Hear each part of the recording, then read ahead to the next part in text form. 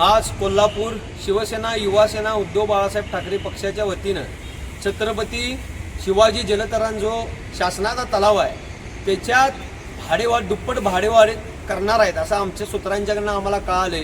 म्हणून आज तिथल्या अधिकाऱ्यांना आम्ही इशारा दिलाय की जर भाडेवाढ होणार असेल तर येणाऱ्या काळात ज्या दिवशी भाडेवाढ होईल त्या दिवशीपासून शिवसेना इथे येणाऱ्या सगळ्यांना फुकट पोहायला सोडणार। आज बघितलं तर खासगीकरणामुळे गोरगरीब विद्यार्थ्यांना पोहायला जायचं अवघड झाले। कोल्हापूर शहरातल्या जे महापालिकेचे जे तलाव होते म्हणजे अंबाई टँक असेल किंवा अन्य तलाव तर ह्यांची दुर्दशा झाली आहे आणि हा एकच आहे म्हणजे इथल्या लोकप्रतिनिधींच्या निष्क्रियपणामुळे ते तलाव बंद आहेत। म्हणून हा एकमेव तलाव कोल्हापूर महानगरपालिकेच्या अंडरचा चालू आहे। म्हणून आमची विनंती आहे आणि सूचना आहे की येणाऱ्या काळात ही जी जर भाडेवाढ तुम्ही करणार असाल तर शिवसेना एक वेगळ्या प्रकारचं आंदोलन करायला येणाऱ्या सगळ्यांना फुकट सोडल्याशिवाय आम्ही शांत बसणार नाही।